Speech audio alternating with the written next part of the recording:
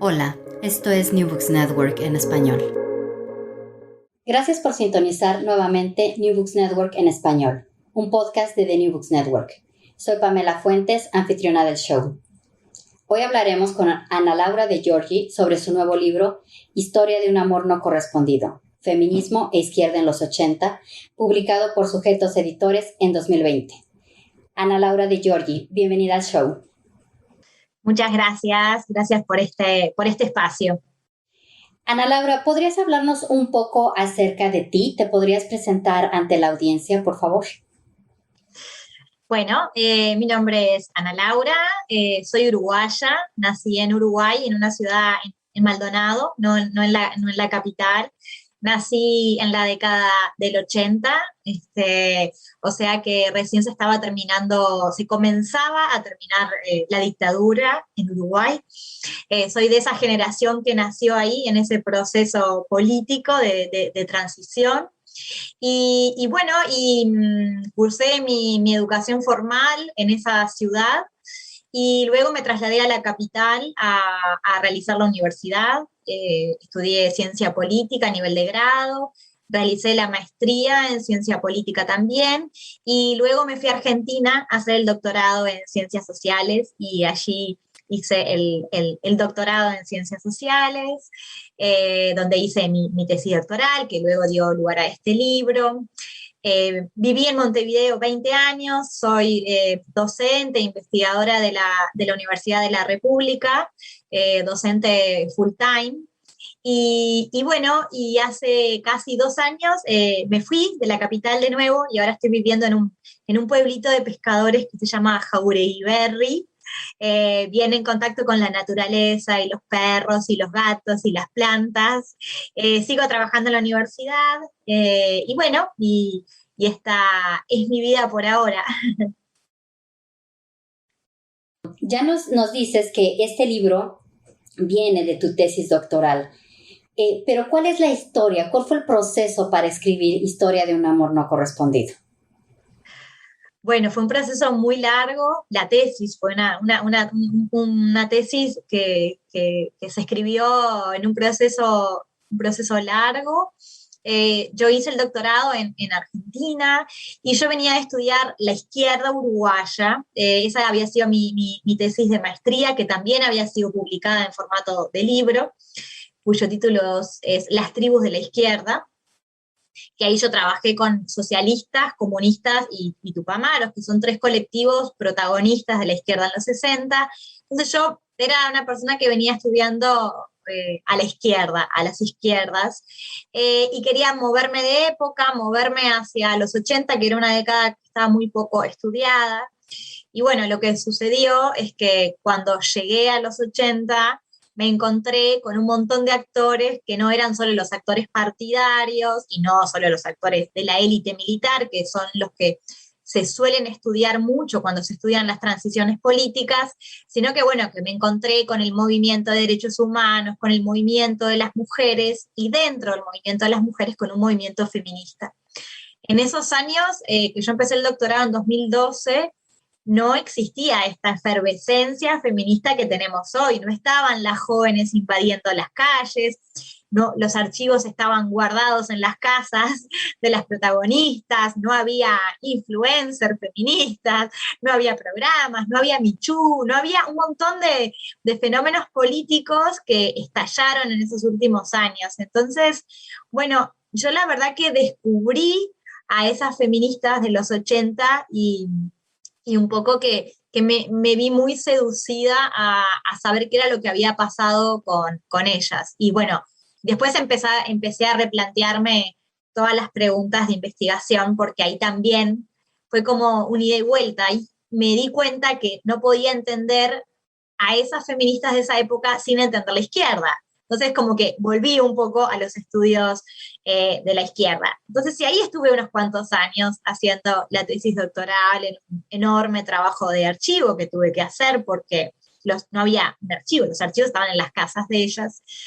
Y también haciendo entrevistas, trabajé mucho con fuentes orales y luego que terminé la tesis empezó el proceso del libro, ya de reescritura de la tesis para escribir un libro que pudiera ser leído por todas y todas, ¿no? No es un libro muy académico, es un libro que tuvo una muy buena recepción y que lo puede leer cualquier persona relativamente interesada en el tema, pero que no es un libro académico, ¿no? Es un libro que está destinado a un público masivo.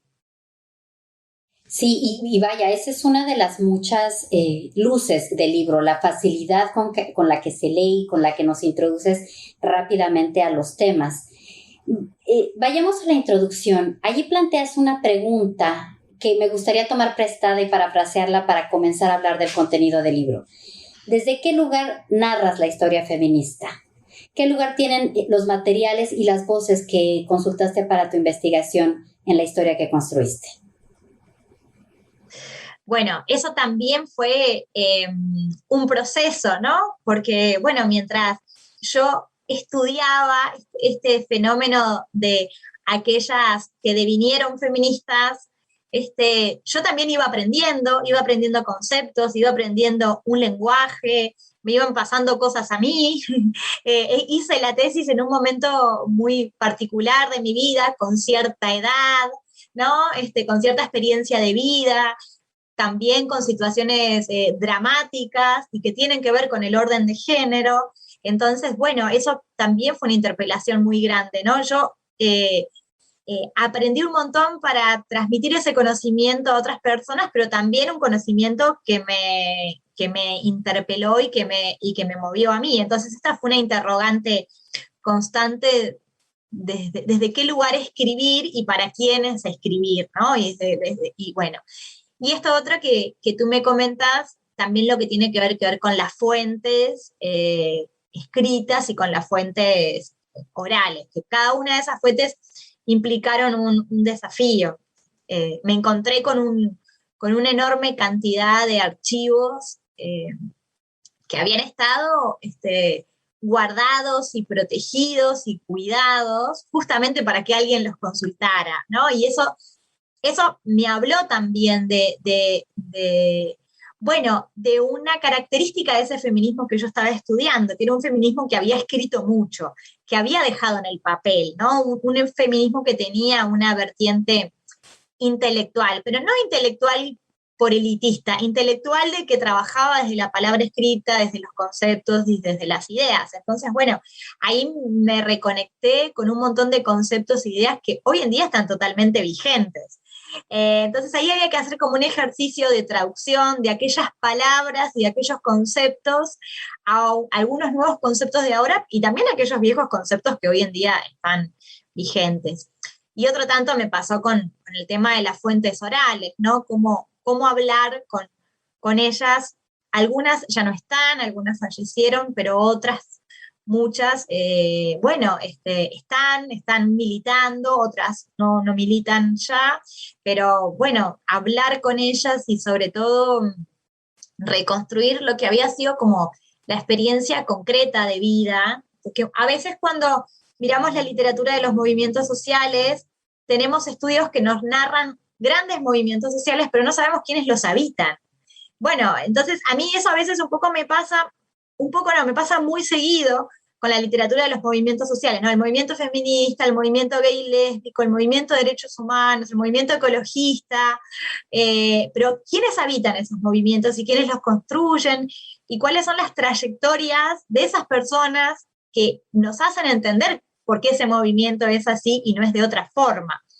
Entonces, y esto fue fundamental, porque yo no podría haber entendido algunas cosas si yo no hablaba con ellas, ¿no? Entonces, por más que ellas habían escrito un montón, tenían un montón de carpetas y papeles e informes guardados en los garajes de sus casas, había un montón de experiencia de vida y de trayectoria, de sentimientos, de emociones, de residuos de insatisfacción, que no se podrían haber visitado si no hubiera sido a través de la entrevista. No sé si contesté la pregunta. Sí, no, perfecto. Y de hecho nos llevas muy bien a la siguiente pregunta, porque desde las primeras páginas nos haces una aclaración importante. Tu libro no narra la historia del movimiento de mujeres ni del feminismo en general, sino del feminismo de izquierda. ¿Nos puedes dar algunas claves para entender este feminismo de izquierda particularmente en Uruguay durante los años que estudias? Bueno, bien. Primero que este concepto del feminismo de izquierda yo lo encontré como categoría nativa. ¿Qué quiere decir? Que ellas se nombraban a sí mismas como feministas de izquierda. Entonces, bueno, así como yo me nombro latinoamericana o uruguaya o antirracista o como yo me enuncie, esto era un lugar de enunciación. Y esto ya fue un dato, ¿no? Porque ellas estaban tan preocupadas por ese apellido, ¿no? Bueno, y eso tenía que ver con su historia y porque querían tomar distancia de otras que ellas llamarán reformistas, conservadoras, liberales. Entonces, en un primer momento fue una categoría nativa, una categoría de ese objeto, sujeto de estudio. Pero luego la verdad que yo la tomé como una categoría conceptual, una categoría explicativa, que a mí me permitía hablar de ciertas características de ese feminismo de izquierda. Bueno, ¿y cuáles son esas características de ese feminismo de izquierda? Que está habitado por mujeres que provenían de la izquierda partidaria en su juventud, incluso en ese momento. Cuando yo digo en su juventud, quiero decir, este libro narra el movimiento feminista en la década del 80, que está protagonizado por mujeres que tienen unos alrededor de 30 años, ¿no? O 25, unos 30 años, una cosa así. Andan en eso, en los 20, más en la adultez, en la joven adultez. O en la primera adultez, no sé ni cómo llamarle. Pero tienen esa edad y si incluso son muy jóvenes, igual ya han transitado, muchas son madres, por su trayectoria política, ¿no? O sea, son adultas jóvenes. Y son las chicas jóvenes del 68, es esa chica que tenía 18 en el 68. Este es como el prototipo, ¿no? Y esto es muy importante. Entonces, las que protagonizan ese feminismo de izquierda en los 80 son las que eran las jóvenes del 68 en el 68, ¿no? Entonces, que han tenido una trayectoria de su socialización política por el mundo de la izquierda, por ese mundo de convulsionado, de la revolución, inspirado en el mundo de la revolución, de cambio de subjetividades, de revolución política, de revolución sexual, y que esas transgresiones las hicieron dentro del espacio de la izquierda. Entonces, lo primero, ¿por qué son feministas de izquierda? Porque vienen del campo de la izquierda y porque se formaron políticamente allí. Se socializaron políticamente allí. Y esto va a ser fundamental para luego entender la praxis del feminismo de izquierda. ¿Por qué son feministas de izquierda? Además, porque despliegan una praxis feminista que tiene que ver mucho con las prácticas de la izquierda. Yo le llamo con la cultura de la izquierda, ¿no? Por ejemplo, una nota que es muy característica, están totalmente alejadas de la praxis de la autoconciencia, que fue una característica muy fundante del feminismo de los 70 en Estados Unidos, por ejemplo. Ellas no quieren saber nada con el pequeño grupo, con el espacio de concienciación. Ellas tienen una práctica de juntarse entre muchas, una práctica que en el lenguaje de la izquierda se llama de ampliar la base o de política de masas, ¿no? De grandes talleres y de grandes movilizaciones.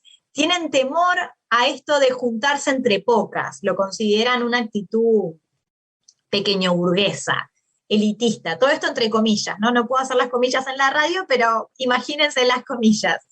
Ellas toman distancia de la práctica de la autoconciencia, que era una característica del feminismo estadounidense.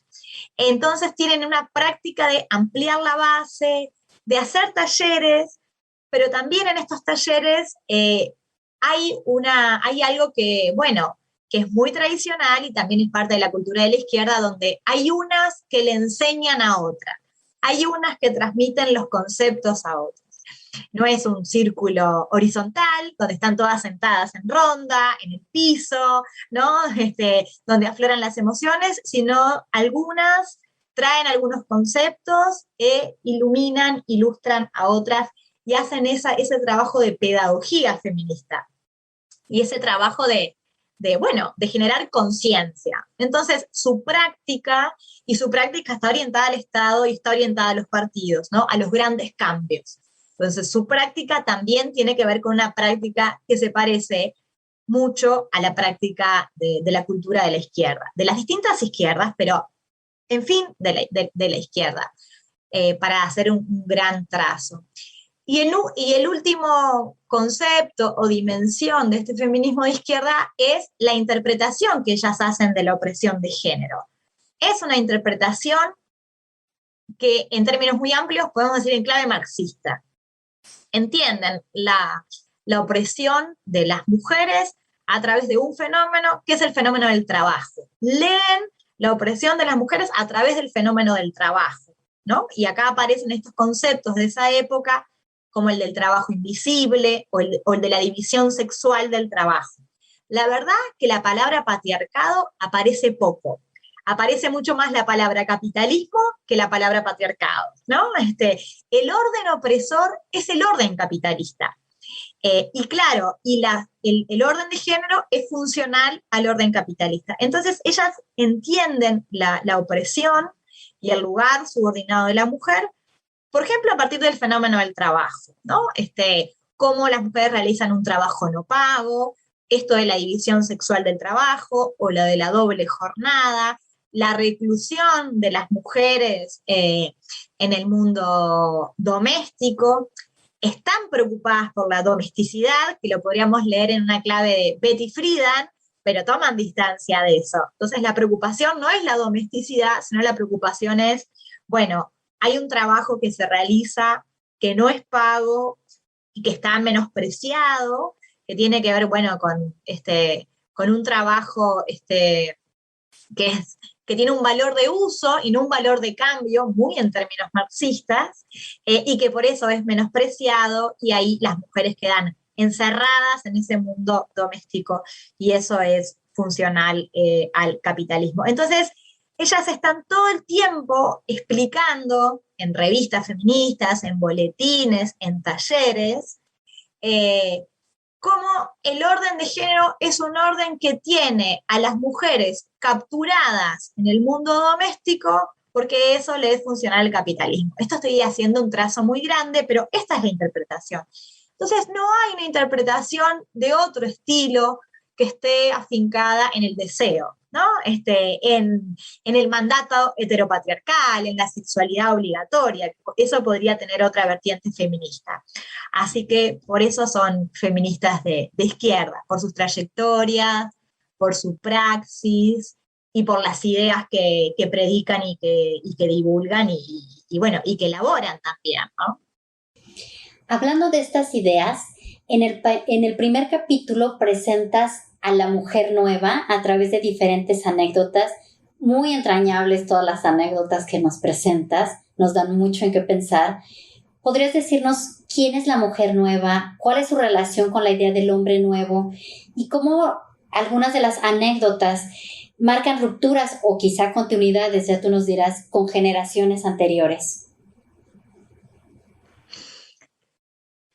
Sí. La mujer nueva es también un concepto nativo de que ellas van a traer en los 80.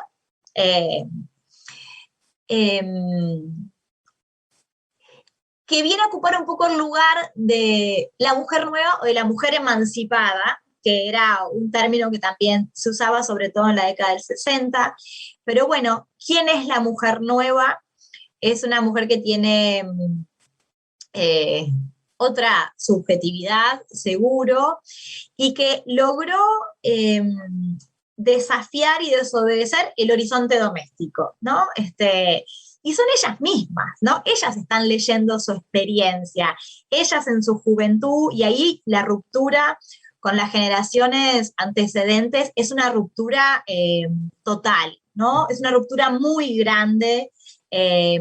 Son ellas las que acceden a la universidad o a veces incluso a la educación secundaria, son ellas las que no vuelven a dormir a la casa, las que dejan de obedecer el mandato virginal, las que no se casan más por la iglesia, o si se casan por la iglesia se casan de minifalda. Ellas cometen un montón de desobediencias al orden de género, y en ese sentido su objetivo es no ser como sus mamás o sus abuelas. Esto es como súper interesante porque hoy en día estamos en otro proceso del feminismo, ¿no?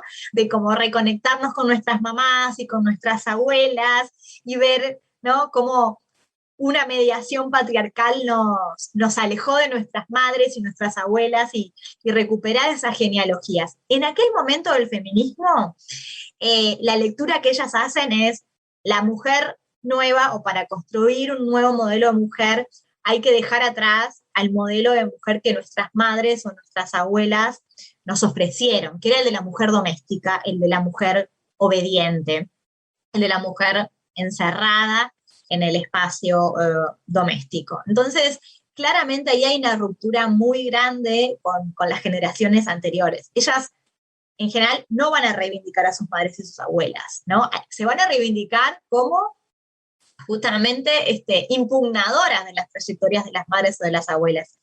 Más allá que luego, es claro que a partir cuando yo hablé con ellas en las entrevistas, sus madres no eran como las madres tradicionales de la época, ¿no? En general, sus madres, como ellas decían, tenían voz en la mesa, ¿no? A la hora de una charla, eran madres que tenían voz en la mesa, o eran madres que las apañaban, que eran cómplices con ellas. Eran otras madres, pero igual eran unas madres domésticas y domesticadas, van a decir ellas. Entonces, ahí la ruptura con las generaciones anteriores es clarísima, y eso es muy distinto a lo que sucede hoy en día. Entonces ellas traen esta idea de, bueno, hay que construir otro modelo de mujer, y que a veces también esto en una lectura crítica o pensándolo un poco, en algunos casos también es cierto que construyó un modelo de mujer que tal vez estaba un poco alejado de la realidad de las mujeres de América Latina, ¿no? Porque hay un modelo de mujer emancipada que está un poco condensado en la figura de Simone de Beauvoir. Es una señora intelectual, que fuma, que tiene una pareja abierta y que no tiene hijos, ¿no? Entonces, a veces ese es el modelo de mujer emancipada y que quedaba como lejos de la realidad de las mujeres de América Latina. Esos son procesos que ellas van a hacer también, ¿no? O sea, pensar sobre cuáles son los trayectos emancipatorios para nosotras. Pero eso va a ser un proceso, no es que sea un proceso algo cerrado. Al principio, la mujer emancipada se parece bastante a Simone de Beauvoir. La verdad que sí. Y después ellas lo van a ir revisando. Esto me parece que, bueno, yo no lo trabajo profundamente en el libro, pero me parece que deberíamos estudiarlo, ¿no? Muy profundamente, cómo hemos pensado los trayectos emancipatorios en América Latina. Entonces, pero sí hay una ruptura con sus antecesoras. Y luego, el nuevo hombre nuevo, ¿no? Acá viene lo del feminismo de izquierda. Y bueno, y también es pensar a las izquierdas o a los proyectos revolucionarios como posibilitadores de construir otra subjetividad también, de otras relaciones interpersonales. Ya sabemos que eso no se cumplió, y conocemos la misoginia de los colectivos de izquierda, la homofobia, la transfobia, ¿no? Eso creo que, yo siempre digo esto, todos vimos esa película Fresa y Chocolate, ¿no? Y sabemos lo que fue la promesa incumplida de la Revolución Cubana en este registro, ¿no? Como para ponerlo como un ejemplo. No sé si las oyentes saben cuál es esta película, pero si no la saben, la pueden ver, Fresa y Chocolate, que habla justamente de la homofobia en Cuba. Pero más allá de eso, de la homofobia y de la misoginia, de la discriminación en el campo de la izquierda en algún momento, o los proyectos revolucionarios, pensaron que había que construir otra subjetividad, no individual y no alienada en el mundo capitalista. Y bueno, y lo que escribió el Che Guevara sobre el hombre nuevo tiene que ver con eso. Entonces, encontré un día un artículo que hablaba del nuevo hombre nuevo. Entonces, el nuevo hombre nuevo es como el Che Guevara, pero feminista, podríamos decir, ¿no? Es un nuevo hombre nuevo. Y hay un texto que a mí me divierte mucho, porque citan un estudio de una socióloga. Entonces le preguntan, bueno, ¿cómo es el nuevo hombre nuevo? Entonces hay una descripción que es muy estereotipada, pero que también habla de las preocupaciones de la época. Dice, bueno, el nuevo hombre nuevo es un hombre sensible que lava los platos y cambia los pañales al bebé. Bueno, eso me parece maravilloso, ¿no? Porque habla de las preocupaciones de la época. Realmente a mí me llamó mucho la atención la cantidad de veces que aparecía la preocupación por lavar los platos, la loza, ¿no? No sé cómo, cómo lo decimos. Acá se dice lavar los platos, ¿no? ¿Qué tiene que ver con esto de la distribución de las tareas domésticas y de la división sexual del trabajo? Entonces, ¿qué es el nuevo hombre nuevo? El nuevo hombre nuevo es aquel que cambia los pañales al bebé y que se hace cargo del trabajo no pago, del trabajo no remunerado. Entonces, ellas están pensando en ese sentido un mundo emancipado, un mundo feminista, un mundo igualitario con los compañeros políticos. Porque si no, no depositan ninguna expectativa en el nuevo hombre nuevo. Si no, nos vamos a vivir entre mujeres porque el nuevo hombre nuevo es una utopía inalcanzable. Esto me parece que es importante porque en la época habrá tanto antifeminismo y ellas serán tan despreciadas y burladas y ironizadas. Es tan grande la burla que ellas van a sufrir que bueno, que yo insisto en el libro en decir y en mostrar lo colaboradoras que eran ellas, que seguían confiando en la posibilidad de construir nuevas subjetividades y en un feminismo con los compañeros, en un feminismo con los varones. Son muy solidarias. Están lejos de ser feministas radicales cuando se las llamaba radicales como un agravio, ¿no?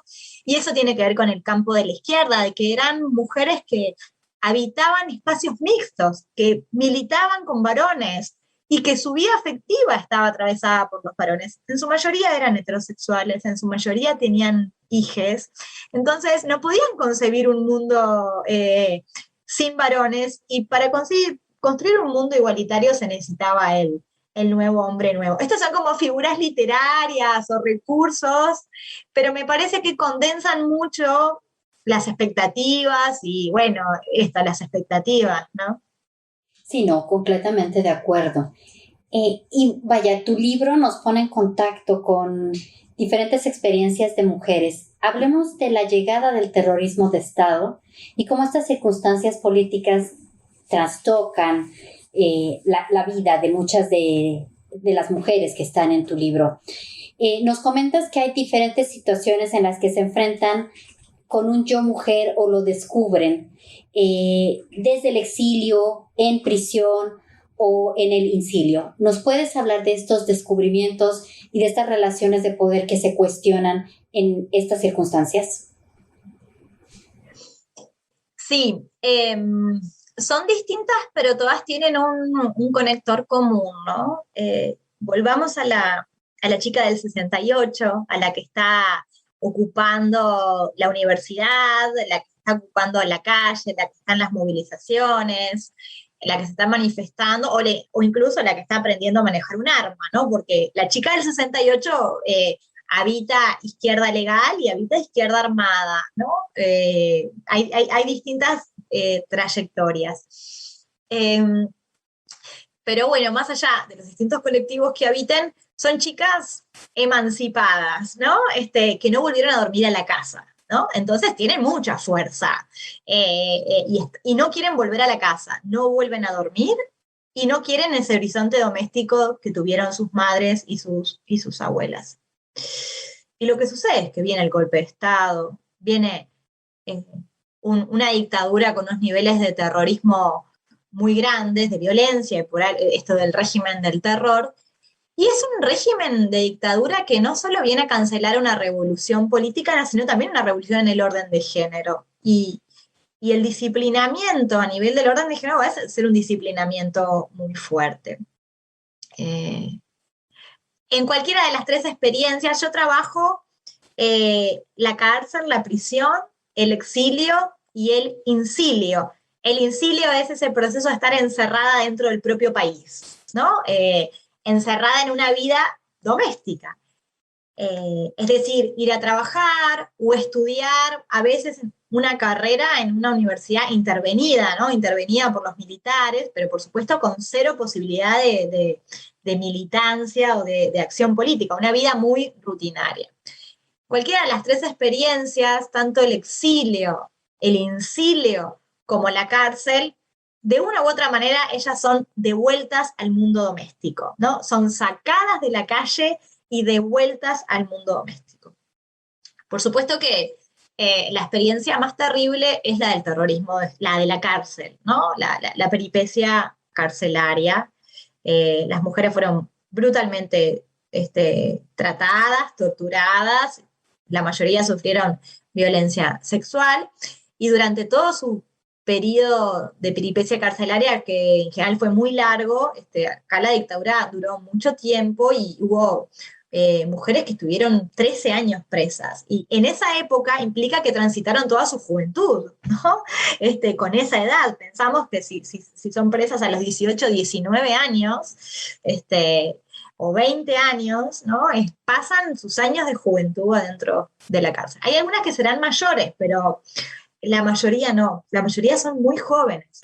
Muchas ya tenían hijos porque habían tenido hijos muy jóvenes, y otras no podrán tener hijos justamente por los efectos de la tortura. Pero la peripecia carcelaria implica un disciplinamiento de género en el sentido de que ellos, los militares, todos los días les dicen: vos no tenés que estar acá, vos no tenías que estar en la calle, vos no tenías que estar ocupando una facultad, vos no tenías que estar empuñando un arma, vos no deberías estar acá, vos tenés que estar en la casa, ¿no? Entonces, las sacan de la calle y las mandan simbólicamente para la casa. Y además les dicen todo el tiempo que ellas no son mujeres, que son promiscuas, locas, ¿no?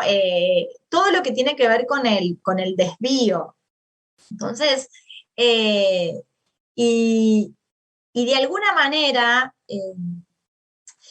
para sobrevivir, esto es lo macabro, lo perverso, para sobrevivir en la cárcel, para asegurar la sobrevivencia, hay que tratar de ser una mujer normal, pongo entre comillas, ¿no? No hacer un alegato de la promiscuidad o de la infidelidad o de la no maternidad, ¿no? No es momento, eso era el momento del 68, es decir, no quiero tener hijos o no quiero tener una relación, no se decía relación cerrada como se dice ahora, pero bueno, el mandato monogámico, para ese tipo de impugnaciones al orden de género, no es momento porque el castigo era enorme, ¿no? El castigo era enorme dentro de la cárcel.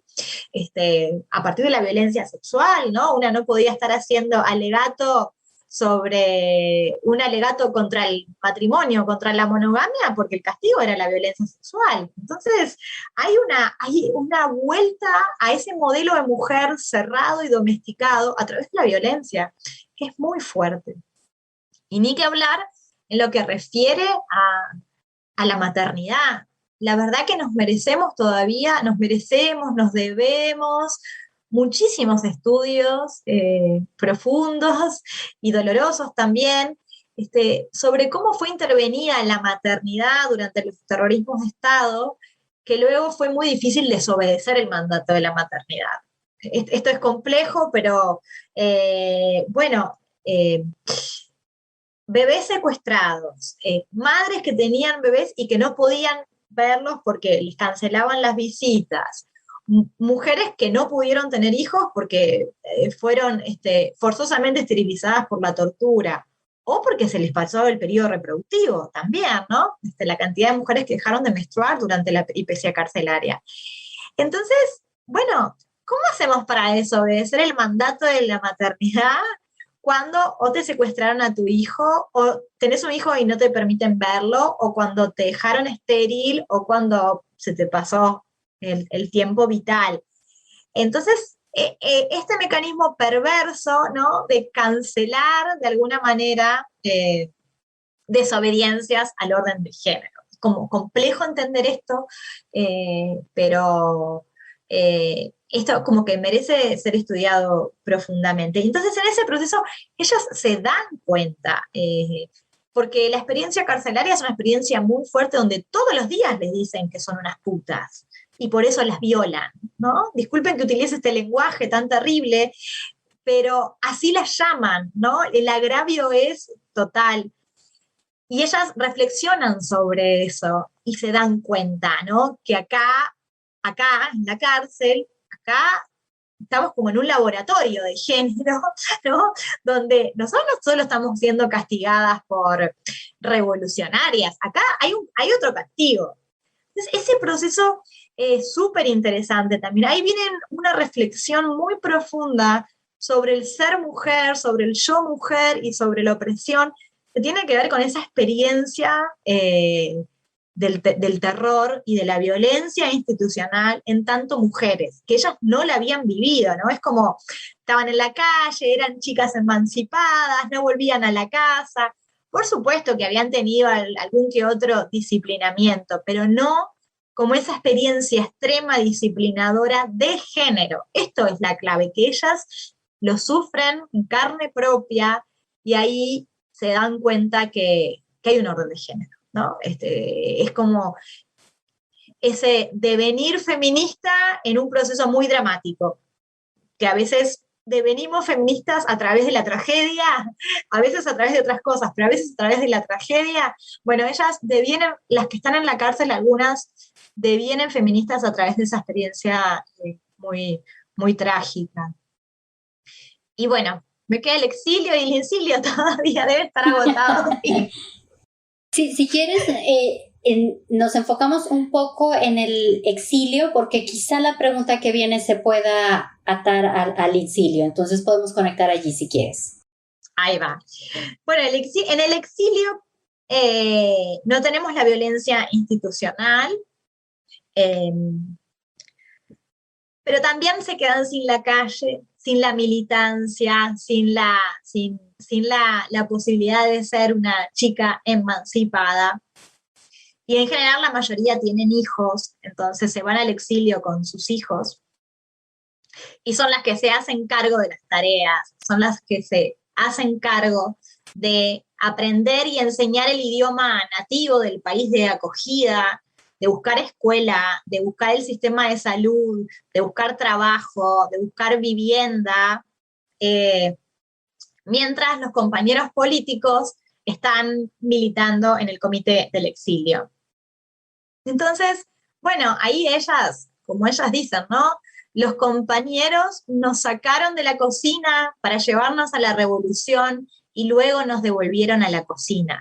Lo dicen así, en estos términos, y creo que no hay más que explicar porque es muy gráfico, ¿no? Entonces, una vez que había pasado el momento revolucionario, ese momento de excepción, de que se iba a construir un mundo nuevo y hay una rutina de resistencia, como lo que sucede en el exilio, ellas son absorbidas por las tareas, ¿no? Por las tareas de cuidado y las tareas de sobrevivencia, además, y las tareas emocionales, ¿no? Porque lo que implica el exilio, el desarraigo, y sobre todo el exilio, el desarraigo, y administrar la culpa, ¿no? Las personas que van al exilio son las personas que sobreviven, mientras hay otras que están en la cárcel o hay otras que fallecieron. Entonces, el exilio político es muy duro. No solo hay que administrar el desarraigo, sino hay que administrar la culpa por la sobrevivencia. Y además hay que aprender francés y buscar un lugar donde vivir y un trabajo y una trayectoria incluso profesional alejada de aquellas chicas del 68, de lo que podía ser, ¿no? Muchas mujeres van a limpiar casas, ¿no? Van a tener trabajos domésticos, estamos hablando que en general pertenecían a la clase media, ¿no? Ilustrada, eran universitarias. Hay un montón de cosas que a ellas les pasan y que se dan cuenta, bueno, ¿y qué pasó, no? ¿Qué pasó acá? Que estamos como nuestras madres. Hicimos todo ese viaje y ahora me parezco mucho a mi mamá. Lo que hago es hacer las tareas que hace mi mamá y que hace mi abuela. ¿Y qué pasó con esta izquierda que me dijo que íbamos a construir un mundo igualitario y ahora que no estamos en la revolución, parece que hago lo mismo que hacía mi abuela, ¿no? Y ahí viene un proceso de reflexión que tiene que ver con las tareas, sobre todo las tareas de cuidado, y bueno, y esto, las tareas de cuidado emocional también. Por supuesto que acompañadas de un movimiento feminista que está en la calle, pero al menos las uruguayas miran, escuchan al movimiento feminista que está en la vuelta de ese país de acogida, pero no van a las marchas en general, ¿no? Las que están en Europa, por ejemplo, las que están en Francia, las que están en Suecia, ¿no? Francia y Suecia fueron dos países de acogida muy importantes.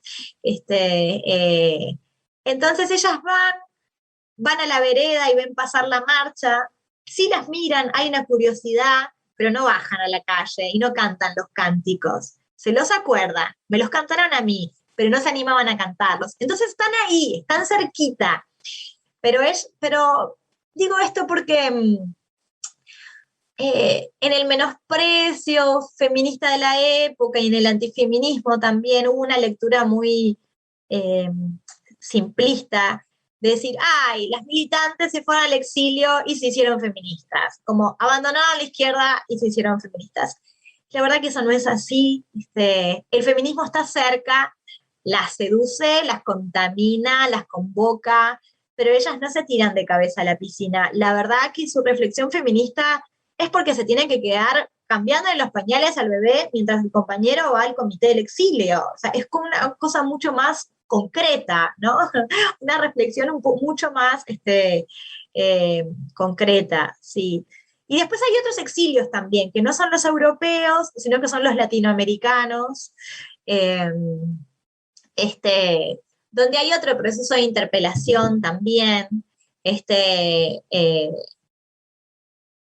tal vez un poco al revés, donde se encuentran con sociedades un poco menos igualitarias que la del Uruguay, ¿no? Los exilios mexicanos, los exilios cubanos, y que ahí su pasaje a la cocina es mucho más rápido, ¿no? Porque no tienen un movimiento feminista que las acompañe, ¿no? Entonces, los compañeros las devuelven mucho más rápido a la cocina que lo que las pueden devolver en Francia. Porque en Francia, algunos andaban, como decían ellas, algunos se animaban a andar por la vereda con el cuchicito, ¿no? Porque no había una sanción social. Pero en México y en Cuba, ningún hombre en esa época andaba por la vereda con el cochecito. Digo esto como una caricatura, pero que también es un poco ilustrativa de procesos sociales. Entonces, los exilios latinoamericanos también las van a interpelar y a mover. Y además que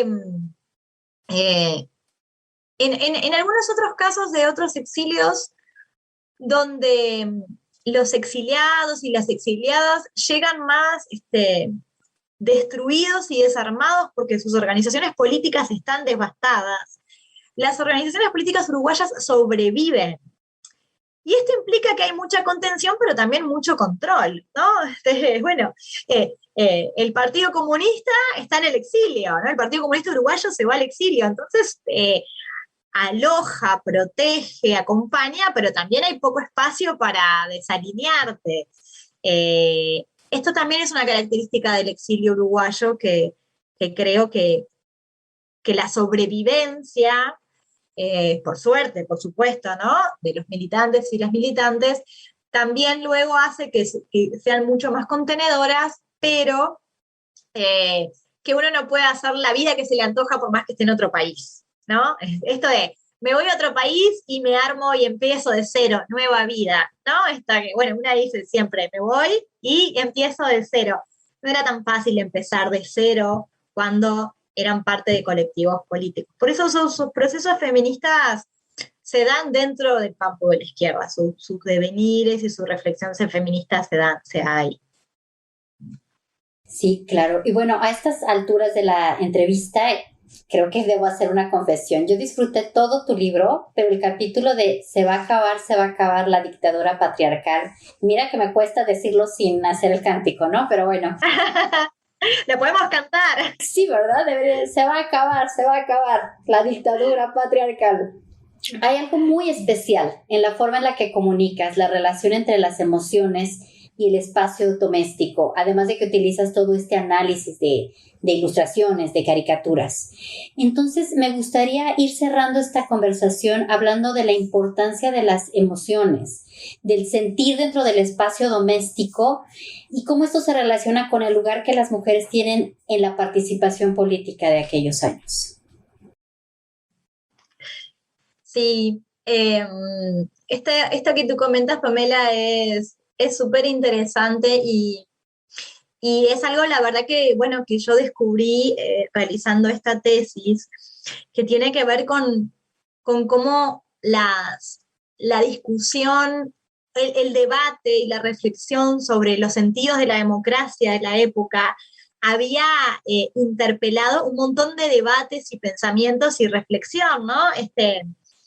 La verdad que cuando miramos, por ejemplo, los estudios que se denominan de transitología, ¿no? Aquellos que estudiaron la transición, es como el debate o la reconstrucción de ese debate de la época queda en cómo hacemos para que las democracias no se caigan, ¿no? Para que los presidentes no sean derrumbados, para que no asalte un golpe militar, para que las mayorías sean estables, para que ¿no? Bueno, como muy ancladas las preocupaciones en la dimensión institucional y en la ingeniería, ¿no? Los transitólogos se van a ocupar de esto. Y bueno, el asunto, lo que yo me encontré es que, por ejemplo, en el campo del movimiento feminista, esa discusión sobre la democracia y sobre el autoritarismo había impactado justamente a pensar y a construir otros sentidos de la democracia y del autoritarismo, ¿no? Bueno, decía, porque cuando revisamos los debates de la época y las expectativas de la época, después de 13 años de una dictadura terrorífica, donde el terror aterrorizaba a toda la población, Uruguay fue un país que tuvo un porcentaje de presos altísimo, entonces el terror estaba muy cerca, todo el mundo tenía un vecino, un familiar, alguien que estaba preso y que había pasado por el terrorismo. Entonces estaban esas expectativas de que iba a volver la democracia y que íbamos a volver a la normalidad, para decirlo en estos términos pandémicos. Y las mujeres se empezaron a preguntar, pero ¿a qué democracia vamos a volver nosotras? ¿Cuál es nuestra democracia? Y acá viene la lectura de, si nosotras siempre hemos vivido en una dictadura. Y esto me parece maravilloso, ¿no? Nominar como un espacio dictatorial al espacio doméstico. Entonces, no es verdad que importamos el feminismo desde el norte. Esto es lo que ellas hicieron fue una reflexión súper anclada en esas condiciones locales y en esa discusión, ¿no? Esto de nominar al espacio doméstico como un espacio autoritario, como un jefe de familia, y ahí en el libro yo cito un texto de la autora chilena Julieta Kirkwood, que es una maravilla. Ella tiene un texto que es del 83 y que se titula El feminismo como negación del autoritarismo, ¿no? Bueno, además esto es un escándalo, ¿no? Porque algo que niega el autoritarismo es la democracia, los partidos, las elecciones, ¿no? El feminismo. Y bueno, y ella hace ella y todas otras de las que provenían de la experiencia del terrorismo de Estado en Chile, en Argentina, en Uruguay, en Brasil, en Paraguay, Bolivia también, ¿no? Esta lectura de que al final esta violencia institucional de las dictaduras y concebida como excepcional, no es excepcional, es estructural, ¿no? Esto es como clave para, claro, por supuesto, no es lo mismo el nivel de terror desplegado por las dictaduras que el nivel del terror desplegado por